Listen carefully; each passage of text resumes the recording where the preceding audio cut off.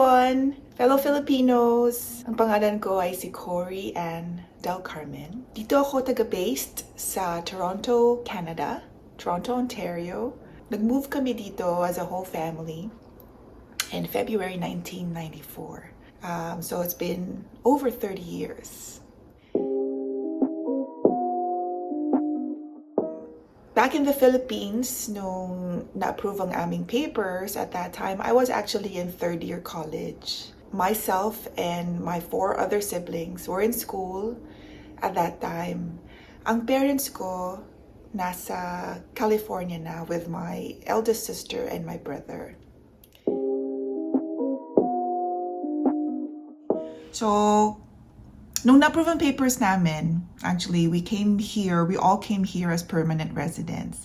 But I do remember, nung we flew in from Manila, meron kaming pin na nakasabi 12 or traveling without visa. So that was the funny part there. So traveling from Manila to here in Toronto, meron kaming traveling without visa pins. There were a flight attendants who were actually really looking after us at that time. Although adult na ako, I was 19 when I left Manila. Okay, and then we had at that time yung 3 sisters ko. So my ate, she's 11 months older, myself and my 3 younger sisters traveled together at that time. So yeah, when we got here, dito kami nakakuha ng permanent residency status. Kasi you have to actually have arrived. There was a specific date, okay, of arrival para ma-approve yung permanent residency status. And in 1998, 4 years later, we applied for citizenship. Kailangan 4 years straight na nasa Toronto ka. So every time you go out of Toronto, they deduct those days from the 4 years. So you have to extend it a bit para ma-complete mo 4 years total before you can actually apply for citizenship. 4 years or 5 years? I would think about 1998. Okay. Yung parents ko, my parents applied for residency actually in the US. They lived in California with my eldest sister and my brother. And it was taking so long, yung waiting period nila was actually reaching a set number of years. And they just got parang discouraged, right? And they got tired of waiting. So a relative actually of my dad, because the rest of his family, mga siblings niya, taga-California din, they advised him to actually try to apply for residency here in Toronto nga. Yun ang reason nila kung bakit Canada ang pinili nila. It's because mas madali ang pag-process ng papers sa Canada.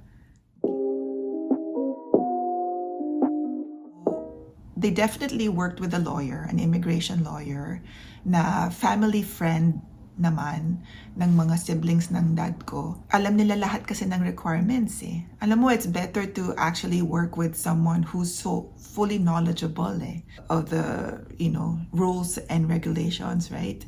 Para wala silang ma-miss na requirements. And again, not waste time, right? Of course, it's different. It becomes more efficient if you actually work with a professional. Yeah, it will cost you money, pero at least, di ba, walang delay in processing papers because na-miss ang isang document or hindi nagawa ang certain procedure. So, definitely that was what my parents went through, and my mom remembered that, so she told me about that. And besides, dito kasi sa Toronto, my dad had a niece. Then one of his siblings' daughters, taga-base dito.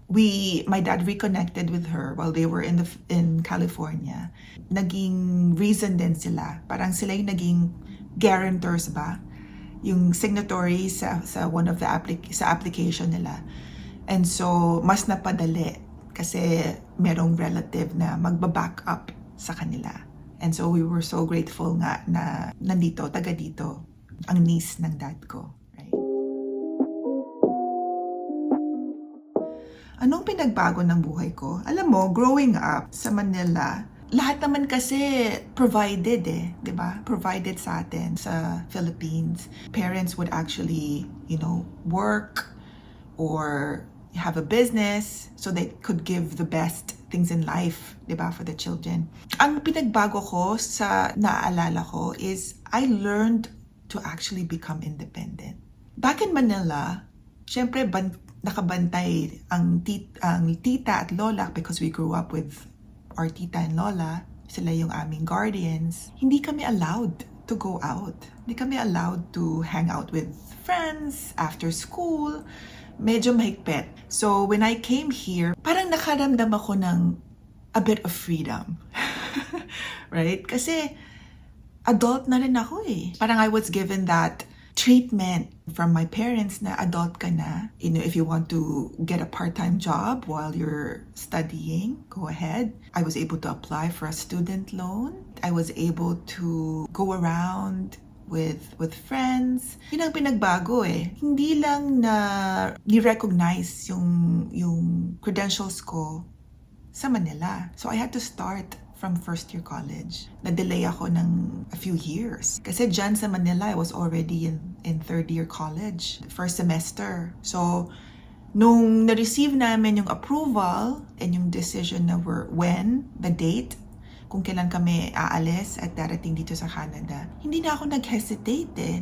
Tumigil na akong mag-aral. And I just wanted to enjoy the rest of my days in Manila. So yun ang ginawa ko, nag-drop out na ako and then nag-prepare ako ng the things that I'm going to bring to Manila, and I just hung out with friends during school. Actually, I thought my tita and my lola actually thought na pumapasok pa rin ako. Pero really, dumarating lang ako sa school para mag-hang out with friends. Tambay. Kasi nga, I wasn't allowed to go out, right? So yun, I started again from first year college. This time I took business management, major in accounting, but you wouldn't even expect me to take accounting in the Philippines kasi binabagsak ko ang accounting. Yun nga lang, when I was given the opportunity to start all over, ang pinili ko pa rin business. But I've always wanted to be in the medical field. Ano pang pinagbago ng buhay ko? Naging independent ako, natuto akong magtrabaho, natuto akong mag-contribute sa family, help out, not just financially, but, be their drivers, right? Drive my siblings to school, pick up my dad from work, kasi night shift siya at that time. Talagang, I stepped up. Yun ang pinagbago. Para ako naging adult na, independent adult, right? And I loved it, that transformation. Mga challenges, alam mo, it wasn't really that challenging being in a new country with the family. That's what made the big difference, because I had my family to support me. So hindi siya malungkot, because we're a big family. My sisters, my siblings and I were very close. Even though we were separated from my eldest sister and brother for 6.5 years, there was a little bit of awkward, period. Pero eventually, we started to have that close relationship again. The challenge, I would say, wala namang language barrier because we spoke English. Wala namang learning challenges because tayo naman mga Filipinos, masipag naman talaga tayo mag-aral, diba? Mas masipag ka mag-aral. In fact, ang accounting binabagsak ko sa Manila, dito honor, nasa honor list pa ako, right? Accounting. I felt at ease. I felt like I blended in very well with the rest of the non-Filipinos in school. Was it easy for me to, immerse myself in the Canadian culture? I would say yes. It's a different environment. And it wasn't so difficult. Ang challenge lang siguro was getting a job after graduation because, syempre, they expected to have experience in the same field. So I finished accounting in college. I finished 2 years more at university hanggang sa hindi ko na tinuloy. I got tired of it. Kasi kumbaga, 2.5 years in Manila, 3 years in college here, another 2-3 years in Ryerson, at Ryerson University. I said, no, I'm just tired of it. And you have to go through different stages before you can actually get your designation. Okay, a designation. Kasi dati, 3 divisions pa yon. Merong CGA, CMA, and CA. Ngayon, CA na lang. Paano ko to nalampasan, yung getting into a job? Actually, just really proving yourself na you can do anything. Merong a little bit of discrimination sa workplace. But then, you really just have to step up, fight back, and prove to them that, hey, I'm no different from you. I can do what you do. You know what I mean? Yun lang, you just have to prove yourself. You just have to show them that you can be on the same level or more, right? Than your colleagues. You know what? Toronto is one of the most multicultural cities in the world. As in, you'll really be exposed to all these different vibrant cultures. Canadian culture is very big on music and arts. We have a lot of, musicals here in downtown Toronto, happening in theaters, bars featuring different live bands, parks. You'll see actually all these different, again, groups from, musical groups from, again, different backgrounds, happening in parks. There's also festivals that go on, Greek festival, of course the Filipino, hindi naman magpapatalo, mga Filipinos. We also get to be featured. There's also a lot of, enjoying outdoors, and indoors would be museums and bars. People love to drink. You'll see people hanging around in parks drinking. Responsibility naman. A lot of Canadians love the outdoors, such as camping, outdoor activities such as camping. People are friendly overall. You'll see a lot of restaurants featuring all these different specialties, cuisines. It's like traveling to all these different countries. Ganun ang feel. And people are pleasant naman. People are friendly. Of course, there's just a few, you'll be discriminated against. Pero overall, it's just really a positive experience. It also depends on what type of a person you are, right? If you're, type of person who loves the nightlife, yeah, you'll actually enjoy, the bars and the clubs downtown Toronto. If you're the person who loves to eat, then yes, you'll enjoy all these different restaurants. And talagang, dadayuhin mo because you really want to be able to try itong mga cuisines, different cuisines na to. And you know what? Marami rin mga high-end restaurants, classy restaurants. So if you're that type of person who's, classy and all that, yeah, definitely. There's so many places to go to. Fast-paced ang lifestyle dito. So, you start early in the morning, go to school, go to work, busy at work all day. You come home, you still have to do some chores, especially if you have a family. Mag-isa ka, it's easy. Pero if you have a family, you cook for them, and then sometimes you feel so tired, you just want to relax. Or, if you have friends who love the nightlife, you're gonna end up hanging out with them. Ang drives kasi, sayang lang kasi yung traffic, lately it's really bad. But from where I live, going to downtown Toronto alone, it will take probably 45 minutes to an hour. But overall, people are friendly. People sometimes just love to stay at home and watch movies, watch in theaters, or watch musicals. So it was easy for me to blend in. Yeah, overall, really a positive experience. Positive experience in terms of their culture, blending in their culture, and just really overall living here in Toronto.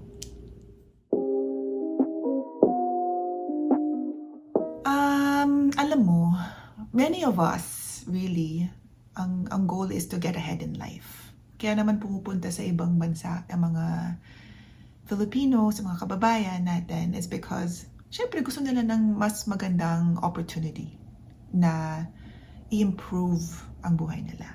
Yun ang number one reason why my parents decided to work in California, is right? It is so that they could continue to provide the best things in life for their children. Naintindihan namin yun growing up, right? It wasn't easy, pero we were able to accept, and it was a little bit of an adjustment for us too. right? Pero yeah, we came to accept the fact na that's, you know, the main reason why my parents decided to work in the States. So sa atin din, sa mga Filipinos na gustong lumipat dito, it won't be easy at first. Prepare nyo na yung sarili ninyo. It will never be easy for the first timers. And it will never be easy for the first few months. But as the days go by and as the weeks and months go by and, you know, you meet people along the way, you will always meet nice people along the way, especially those who can help you find jobs, okay? So umpisa, you won't necessarily, if you were a doctor in Manila, don't expect to be a doctor here in Toronto, kagad. There's always a period where you have to get yourself parang recertified, parang ganun. Kasi iba ang education system sa Manila and iba ang education system dito. Dito, you also can't expect to be, if you're an engineer, madaling makapaghanap ng job dito as an engineer, okay? Maybe it's different now, but they always ask for experience. Maybe you have to start from like an entry-level position and work your way up. But you always have choices. Everyone is given an opportunity. Don't be afraid to try new things. Kailangan very open-minded ka to try new things. And not too trusting, pero just be, I would say, proactive in terms of learning the ins and outs of the system, or tax system, or financial system. Kung gusto mong mag-improve ang financial status mo, ang dami mong pwedeng gawin at matutunan. And don't be afraid of starting all over, because we all started all over. Continue to do the hard work, continue to be, wag mamimili sa umpisa. There will be a little bit of sacrifices to be made, right? Pero everything will, again, fall into place. Slowly but surely, okay? Lalo na ngayon, Toronto is one of the expensive cities to live in. Everyone really, if you're coming here on your own, yes, there's gonna be a bit more of a challenging adjustment period for you because you're alone, right? Pero meet people. Don't isolate yourself. Meet people. Don't just be friends with Filipinos. Make friends with other non-Filipinos. Okay? Kasi yun ang kailangan mo eh. You need the support. You will need the support from people. When you have a job and you feel that you're being discriminated against, again, fight back. Okay? Prove yourself. You have to prove that you are just as talented and as highly skilled and as, you know, intelligent as these people. Huwag kang magpapa-influence negatively. Huwag kang mag-give up. Okay? Stay strong. And, you know, it's always never too late to improve yourself. It's never too late to, if you want to go back to school, go ahead. If you want to learn something new, go ahead. Don't let anything hold you back. Again, if you want to achieve your dreams, you have to make that decision that you're going to work towards achieving your dreams. Okay, wherever you go, be it here in Canada or anywhere else, wherever you decide to go. Don't also, ito yung pinaka-importante, okay? Yung faith, your faith in the Lord, in our Lord, okay? Always reach out to Him. Always, you know, maintain that strong relationship with God, because siya ang pinaka-makakatulong sa'yo. So good luck. I hope this will inspire people, and I hope this will, you know, at least I've helped in one way or another. Always pray for strength and protection, and always have a grateful heart. Okay? Be grateful for everything, bad or good. Okay? Thank you, everyone, and sana nakatulong ako kahit papaano.